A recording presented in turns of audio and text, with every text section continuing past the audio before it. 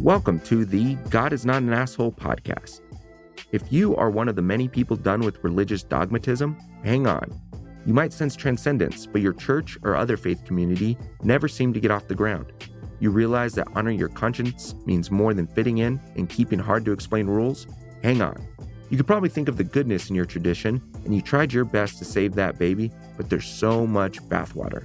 Join your hosts, David Norman Moore Jr. in California and Carrie Connolly in New Jersey, who are collaborating to bring on guests who have found life on the other side of fundamentalism. Guests with stories of how they have liberated themselves from beliefs that divide us from each other. None of our guests' narratives are identical, but we hope you'll find something in common with each of them. We invite you to experience our common bond as we all inspire even more of us to embrace the true self.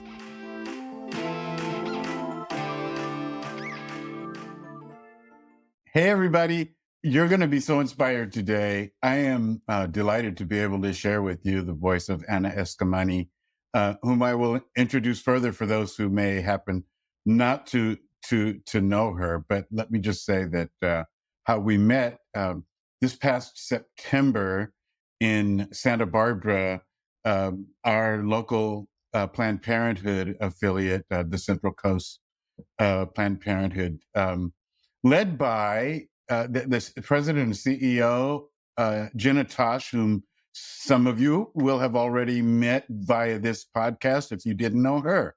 But anyway, Anna was the keynote speaker for our event in September. And when I had a lot of confidence in Jenna. She makes good choices. But honestly, when I found out that our guest speaker was going to be from Florida, I expected a morose presentation, somebody who, was just almost in bereavement mode. And then I met Anna, and she presented that day, and she just inspired us so much. It was counterintuitive, actually, for me. And so Anna Eskamani is a member of the Florida House of Representatives from this 42nd district. And she is the first Iranian American elected to any public office in Florida. I mean, I want to say, Anna, you're doing one of those things to prevent Florida from being a religious ethno-state. I'm trying, honey. I'm trying. Yeah. So where are you in this moment? What's going on with you? What were you doing before we started here today? Well, right now, I'm actually joining you from the state capitol in Tallahassee, Florida, where we are fighting back against some super problematic bills that are once more attacking marginalized communities. And I'm proud to do that, but obviously it's not easy work. And so you're catching us in the middle of the action here in Florida. Look, how does it sound to you when I give you my left coast perception of Florida, and I say religious ethno-state? What does that sound like to you? Well, to me, it sounds like the reality of what we're fighting back against. I mean, Christian nationalism has absolutely found a foothold in the state capitol. And it's always been like that, to be honest, David, but it's gotten worse in the past 4 or 5 years. I remember just my first years as an advocate, only seeing extreme anti-abortion legislation be pumped by, far-right religious or Christian organizations. But we even had bills that were like, every public school has to have the phrase, "In God we trust," in every public school. Wow. And it's kind of like, why do public schools have to do that? Right. So it was kind of just like nibbling at the edges, I think. But literally, I'm not even kidding. You will see in committee these organizations, that fly the banner of Christianity, who will testify and say horrible things about the LGBTQ plus community, horrible things about birth control.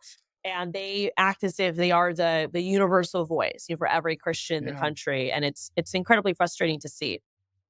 So do you see this as a threat that goes beyond possibly Florida? Is this infectious? An infectious disease? Tell me about it. I do. I do. Well, and unfortunately, a lot of it's getting exported from Florida, right? I mean, even, Yeah. Moms for Liberty, I'm using air quotes, Yes. as an example, they, many of them were born the organization in Florida. And that extremism has swept the country. And, it kind of started on COVID issues, right? But it stemmed into attacking LGBTQ plus teachers and literature, going after stories of racial inequality, and it really does come from this. I mean, I don't even have to speculate. We had a bill in committee that would prohibit the relocation of Confederate monuments, and Wow. an Mm. individual who testified in support of the bill, referenced white culture as being attacked. And when asked if he meant white supremacy, he said yes. And you might Ooh. say, well, what does it have to do with religion? Well, I do think a lot of these individuals who perpetuate a subscription to white supremacy, they're also tied to Christian nationalism. They often see the two going hand in hand. Mm. And it's the same individuals who are testifying in support of this bill that are testifying in opposition to bills that support the LGBTQ plus community. And they're also the same ones who want to ban pride flags. That's the irony too, Mm. right? Is that in this context, you want to ban pride flags from being in government buildings, but then you want to prohibit the relocation of a Confederate monument. And they often do that, under this kind of righteous position of their religion. Yeah, when I found out that you are the first Iranian American elected to any public office in Florida, I have to ask, what is it? I mean, to anatomize all of this, to break it down, what is it that has created this subculture? First of all, I find impenetrable, but you don't, because you're there creating stress fractures in this thing.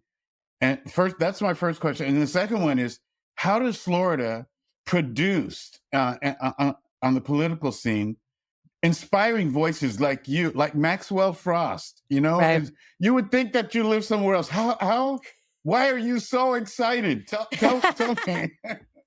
Well, and Maxwell Frost is my congressman and my friend, and I was proud to endorse him in his campaign for Congress, and we worked together very closely. I think it speaks to a few things. One is that Florida is not just Florida, man, right? And when you actually go down at the hyper local level, you see incredible progressive energy being founded and being built in cities across Florida, and Orlando in particular sticks out for a few reasons. One is that we're a younger town. So we attract younger people. Mm. We are very malleable as a city. So this generation is still forming the future of communities like Orlando.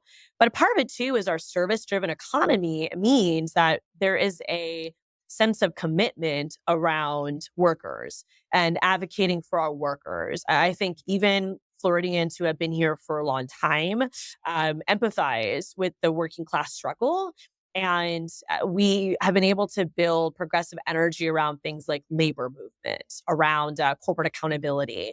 And that really does stem from labor. It stems from places that are tied to workers' rights. And then, of course, Orlando is also home to Pulse nightclub. And I have to tell you, that was a Yes. major, major catalyst in our community for solidarity with the LGBTQ plus community, because when Pulse happened and 49 mostly LGBTQ plus people of color were murdered by a gunman, a lot of our politicians who historically had been in opposition to things like domestic partnerships and just same-sex marriage as a whole started to shift their Yeah. belief system, Yeah. and they found room in their religious beliefs to support the LGBTQ plus community. And in my district, we have many affirming churches. We have churches that have Wow. had to separate, from the main institutions to Yes. build Yes. affirming spaces, and it's Yeah. it's it's difficult for them to do that, but I think it speaks to the evolution we've seen in Orlando, where young people like me can also seek a path to representation. And it's not even just I'm the only Iranian American. I'm the only person of Middle East descent in the Wow. legislature. Wow. We've actually only had one other Asian American elected to the state legislature in Florida. And I don't represent a majority minority district. I represent a district that actually is majority white. So Hmm. it's something I don't take for granted because I've had to build trust with people that maybe at first glance don't think we have a connectivity.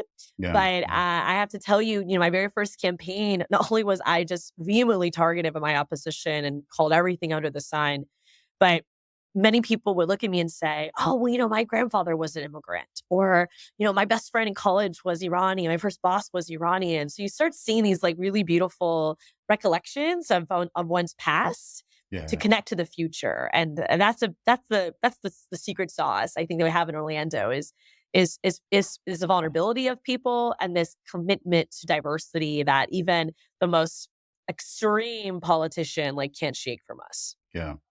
Well, think that obviously there's a dynamic in you that precipitates that capacity to connect with people and to develop that trust. Um, you said something about affirming churches that had to break away from their parent organizations. Can you tell me anything more about that phenomenon? Yeah, I love to. So in Central Florida, where I am, we've been really blessed to have two Unitarian churches that have always been very affirming. And in Hmm. fact, it was the Unitarian Church in Orlando, the first Unitarian church off Robinson Street, that led to Planned Parenthood being established in Orlando. Wow. And I don't think folks know this, but I worked at Planned Parenthood before I ran for office. So Planned Parenthood really is a part of my origin story. And I was a Planned Parenthood patient when I was 18, then a volunteer, then a staffer. And that's why I met Jenna. That's why she invited me to come to Santa Barbara to keynote that wonderful event. And so that church was fundamental, that Unitarian church in Planned Parenthood even having a footprint in Orlando. Hmm. But, candidly, I would say that when I first started working at Planned Parenthood, the only places of faith that were very open to Planned Parenthood was Unitarian Church and was some of our Jewish synagogues, who Mm, also have been historically very supportive of reproductive rights and just social justice as a whole. right. And you fast forward and we start seeing many of our churches explore what would it mean, what would it look like to be an affirming church, to be a church that welcomes LGBTQ plus people. And it's the First United Methodist Church in downtown Orlando, which is one of our most historic churches, and I would say one of our Yay. most beautiful churches, Yay. that has opened up its doors and not only has gone through this process, to be an affirming church, but has a beautiful banner outside that says, God loves all are welcome here. And I've always just been so inspired by their courage, their bravery to Mm, make that mark, to lead in that way. And in fact, whenever we mark the moment of pulse, I don't like to call it an anniversary because I just feel like that mm, connotation's too positive. But when we have a memoriam yes. for Pulse every year, it is the First United Methodist Church that will host a ring belling a bell ringing ceremony, and they will ring this bell in downtown Orlando 49 times. And it's a Wow. very powerful and just heart-wrenching ceremony, but an important one. And they will also host private respite spaces for loved ones who lost someone at Pulse. And again, it was in crisis that brought us together, but I will never forget, watching during one of our Pulse memorials after this crisis, after this tragedy took place, on stage in front of thousands of people, we had leaders from Latino churches, leaders from all different denominations, including our Muslim leaders, who stood Wow. on stage and said, "He doesn't Yes. have a home here." And many of Wow. our places of faith have upheld that promise. That you've given me something to think about. That I can just envision the 49, the bell ringing ceremony. I'm part of an affirming church here in California, in Santa Barbara, and I remember that those murders happened on a Saturday night, Sunday morning. That's the news that we woke up to, Right. and so it impacted everything we did. I mean, 3,000 miles away, we are impacted directly, and it changed the course and the mood of our gathering. And so to hear how you have embraced it and recognized it and uplifted it there gives me something to think about. That maybe that's something that we should do, because it is a huge piece in an LGBTQ plus culture in our time. So yeah, so thank you for that. Absolutely. Thinking of Florida, there's okay. So we get the most intriguing news reports. I mean, it's the kind of thing that shows up on late night, comics, that kind of thing. But there's one. This is very serious that I just wanted everybody to know about. There was a couple that they were estranged. She alleged that, well, actually, her partner went to jail for domestic abuse, and you intervened because she took his guns to the police, and she was arrested. I mean, she was arrested for really trying to save her own life, I guess you could say, and she spent more days in jail than her partner. Can you say something about that, and what kind of moral grounding it takes for you to have to not get caught up into what I would call the spirit of Florida? You know what? It's such a great question, because I think that was one of the first times. I mean, I just been elected, and that was one of the first times where I really had to, almost insert myself into a very awful situation to try to make it better. And of course, was just surrounded by, firearm fanatics, right? And in Florida, we have policies right now that are attempting to loosen our gun laws, even though our gun laws are already very loose. And if you dare speak out against that, it's a ripple effect. You will be the target of individuals, oftentimes, folks that are not necessarily operating with good sense. And it is scary. And so for me, in that situation, you have to do the right thing. And I just remind myself that when you're most afraid to speak is when you must speak. And so if you ever feel Mm, hesitation, do not ignore that energy. You wow. really have to embrace it. And so that launched a much bigger conversation, on issues like red flag laws in Florida, on issues like the fact that we have loopholes in our state gun laws where individuals, even if they have been faced with domestic violence charges, don't necessarily have their firearms taken away, by state Mm, officials. There might be federal laws, but not so much at the state level. And so it does, lead to really thoughtful policy proposals, but unfortunately in our legislature, they don't get a hearing. And so we're often, up against the NRA every single day in this building. And wow. I'm proud to say that the only NRA money I ever see in my races is money spent against me. But Yay. nonetheless, they do flex their muscles, and it's just it's so disingenuous, because if you really care about safety and security, then we shouldn't be increasing access to these firearms to individuals that are risky. We should be reducing that access. But then again, in Florida, the policies of the Capitol don't always reflect, I should say, most often don't reflect what the majority is asking. In fact, yesterday there was a screenshot of the 10 top priorities of the Republican Party of Florida. And if you can imagine, none of it has to do with housing affordability or property insurance. It has to do with attacking trans people, loosening gun laws, Mm, gold as a legal tender.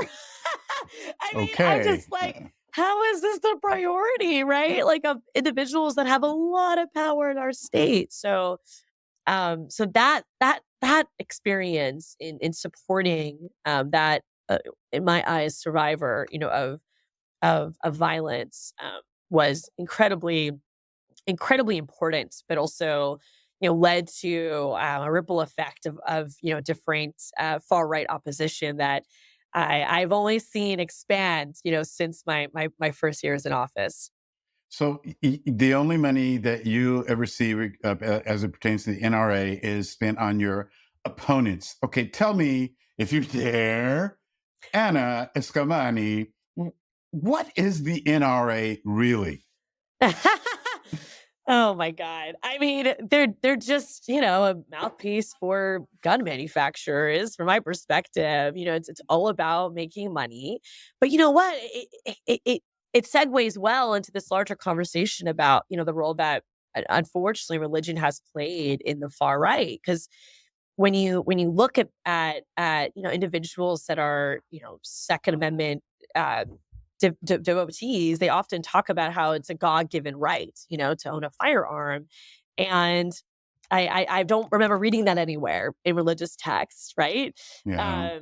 And in fact, there has been some really powerful dialogue over the years around the irony between abortion and gun rights, because you have individuals that will, commit and preach to this pro-life narrative, and yet they're incredibly aggressive on loosening gun laws. Yeah. And I just don't think that intersection makes sense. I think if you're Is truly committed, to life, then you should want to see stronger restrictions on guns.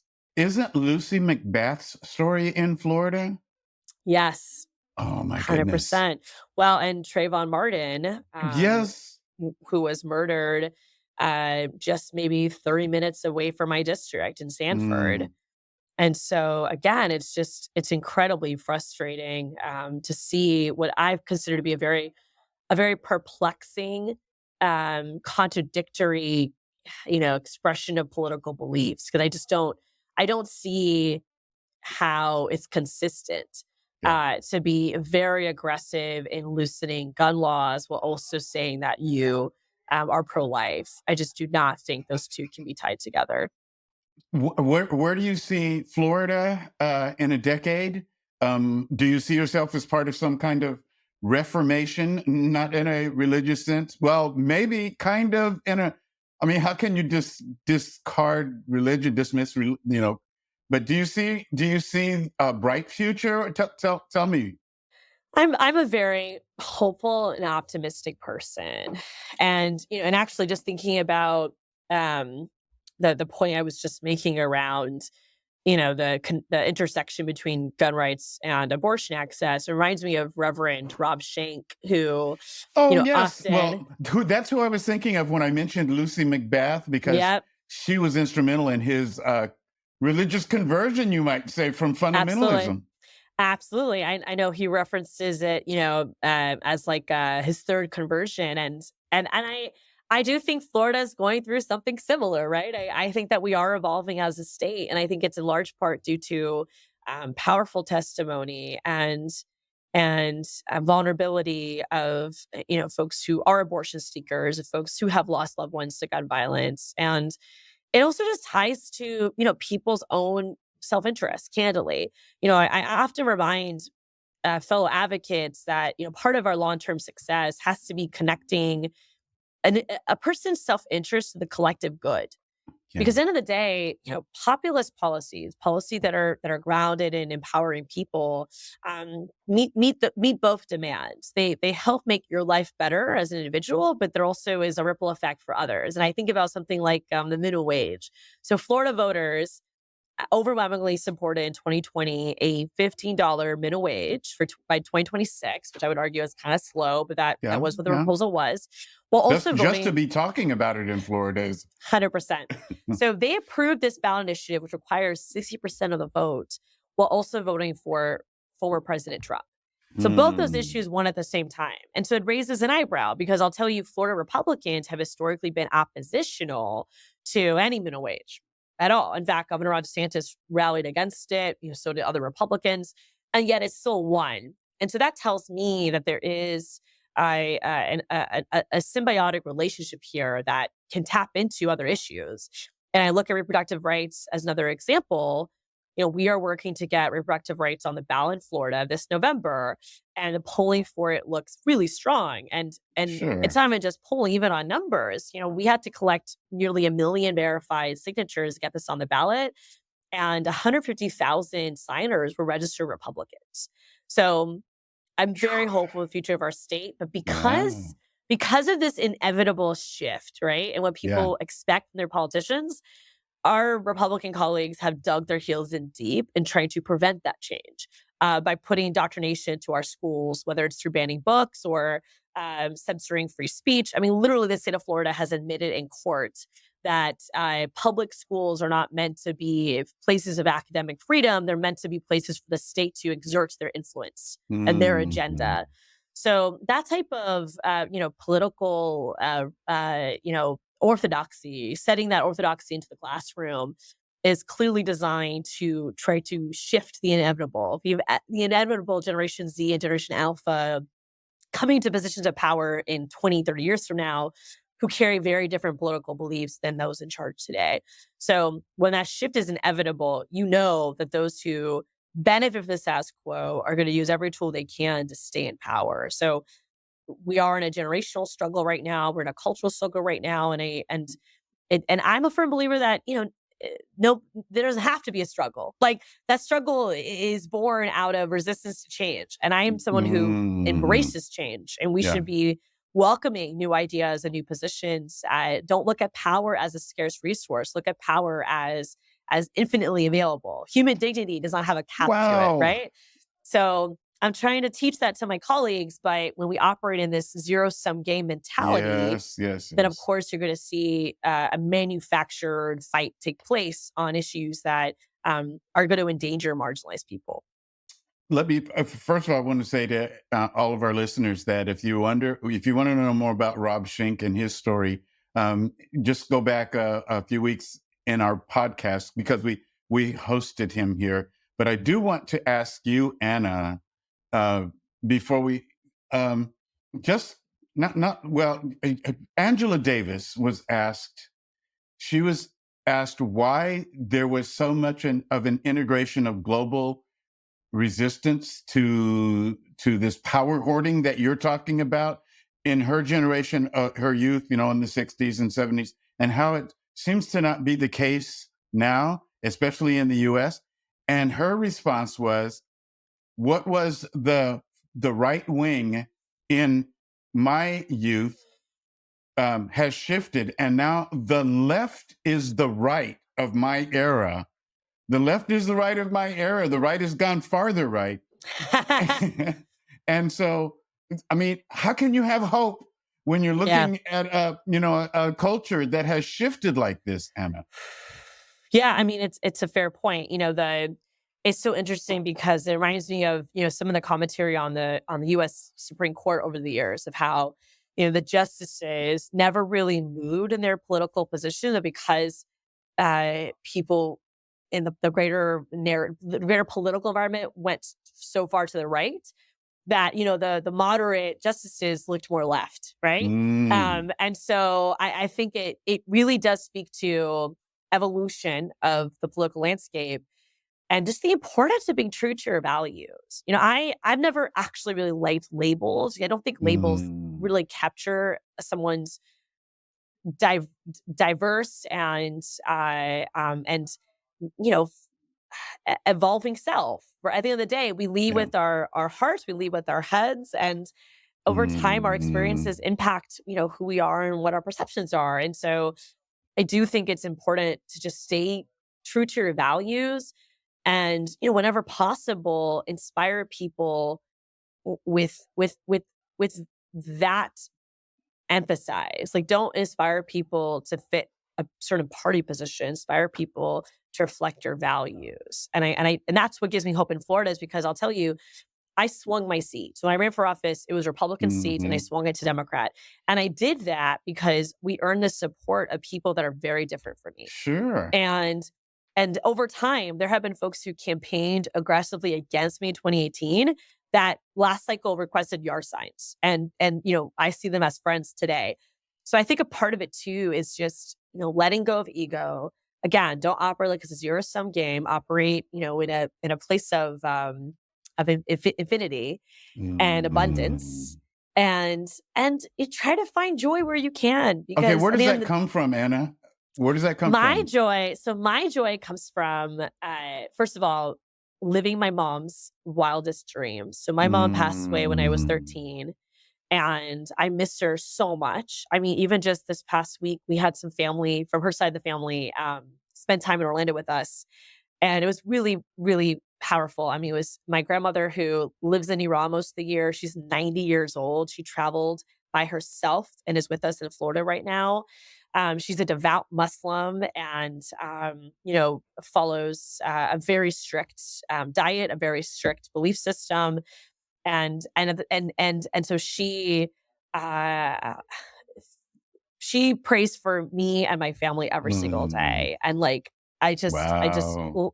she is just an incredible reflection of our family and our family values. And she's someone who lost her daughter 20 years ago, and in such a way that, like, I don't think any parent should lose a child, right? It's not supposed to happen that way. And she Mm, so she, and so her commitment to family is just so deep that she is still mourning that loss and yet finds joy herself, right? And so I think about that lineage. I think about my mom's story, and I can see the pain in my uncle, the pain in her eyes, and yet they still find joy. And I think that is so sacred because we honored those who are no longer with us through our action, and also through how we model their legacy. And my mom was one of the yes. most selfless people you'd ever meet.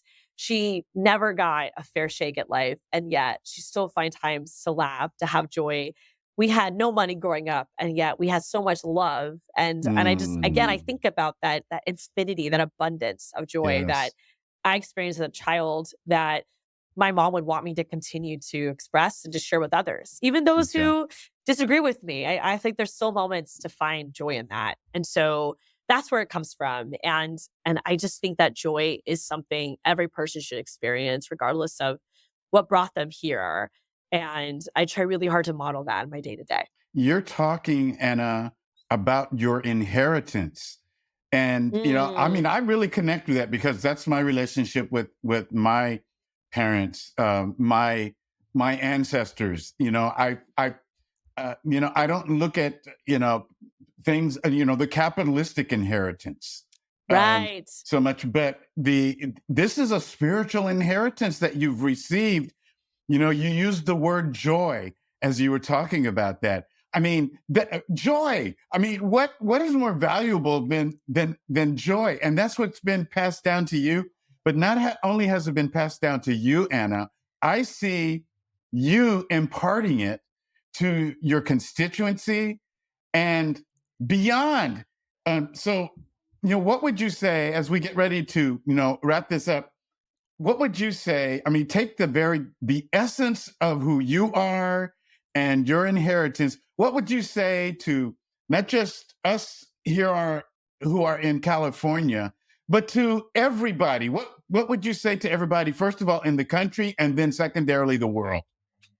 I would say to give without expectation. And I think that is just one of the most beautiful ways to not only uplift those who come before us, who sacrifice so much for us, but it is a way to share that power, to challenge the zero sum scenario, and to model the best example of human society. That is to give without expectation, to lead with kindness towards others. And hopefully, because you do that, it will inspire people to reflect that same energy. And just imagine what kind of role we would have if we operated in that environment, if we truly believed in the good of every person and didn't always expect something in return. It's the difference for me, that's the difference between a transactional life and a Yes. transactional political experience to one that's transformational. Transformational. I mean, that's a good word to close with. Everybody, we've been talking to Anna Eskamani, member of the Florida House of Representatives, and whose influence I know is being felt throughout not just her own district, but throughout the state. And I look forward to seeing and hearing your voice and who you are, your essence, throughout this country in the years to come. So thank you, Anna. Anna, I just wish I mean, this is just you and me, with people out there listening. But I wish we could give you a standing ovation right now, just for being who you are. Thank you so much. Thank you. Very sweet. Thank you so much for having me. I hope to come back, not just Yes, on the podcast, but also in person. right. Yes, So thank you so much for having me. I hope so. I certainly hope that to see you here again soon. All right. Thank you, Anna. Thank you. Mhm. Thank you so much for being here today. We are people who have left behind performance-based religion and the shame that comes with it. Maybe you have a personal liberation story to tell, and we want to know about it. Please contact us on Twitter at GodIsNotAnAsshole or text 805-703-8393 because the world needs to know that God is not an asshole.